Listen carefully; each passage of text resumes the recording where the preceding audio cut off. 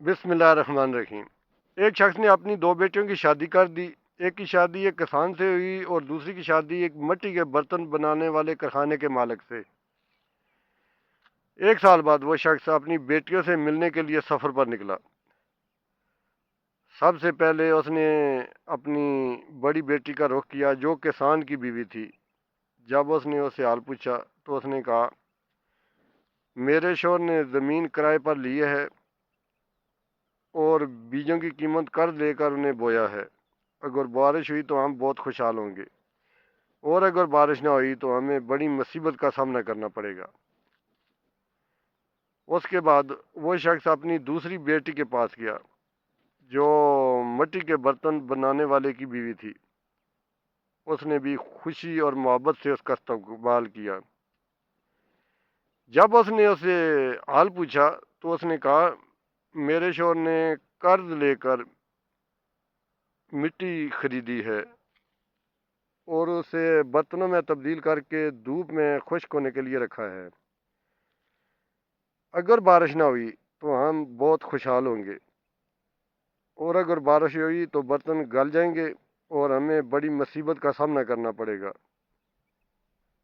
جب وہ شخص واپس اپنی بیوی کے پاس پہنچا تو اس نے بیٹیوں کے حالات کے بارے میں پوچھا۔ اس نے جواب دیا، اگر بارش ہو تو اللہ کا شکر ادا کرو، اور اگر بارش نہ ہو تو بھی اللہ کا شکر ادا کرو۔ اللہ کا شکر ہر حال میں، یہی دنیا کا حال ہے۔ جو چیز آپ کے لیے مناسب ہے ہو سکتا ہے دوسرے کے لیے نہ ہو۔ ہماری اکثر مشکلات ہمارے پیاروں کے ساتھ دو وجوہات کی بنا پر ہوتی ہیں: کوئی مطلب جو سمجھا نہ گیا ہو، کوئی بات جو کہی نہ گئی ہو۔ اس کا حل دو قدموں میں ہے: اس کا مطلب پوچھو اور اس پر اچھا گمان رکھو۔ خلاصہ یہ ہے، اگر میری اذار ناقص ہو تو تمہارا مطلب سمجھنے کا حق بھی نہیں۔ اگر میرے بارے میں کچھ سنو تو مجھ سے بھی سنو، اور مجھ سے میری اپنی صفائی کا حق نہ چھینو۔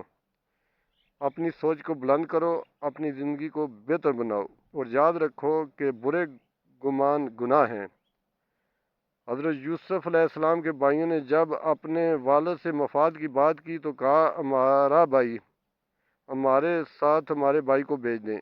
لیکن جب مفاد ختم ہو گیا تو کہا، آپ کا بیٹا چوری ہو چکا ہے۔ بہت سے لوگوں کے لیے مفادات کے ساتھ خطاب تبدیل ہو جاتا ہے۔ جب ہمارے پیارے بیمار ہوتے ہیں تو ہم کہتے ہیں آزمائش، اور جب وہ لوگ بیمار ہوتے ہیں جو ہمیں پسند نہیں تو ہم کہتے ہیں سزا۔ کہ جب ہمارے پیارے کسی مصیبت میں مبتلا ہوتے ہیں تو ہم کہتے ہیں کیونکہ وہ نیک ہیں، اور جب وہ لوگ مصیبت میں مبتلا ہوتے ہیں جو ہمیں پسند نہیں تو ہم کہتے ہیں کیونکہ انہوں نے لوگوں پر ظلم کیا۔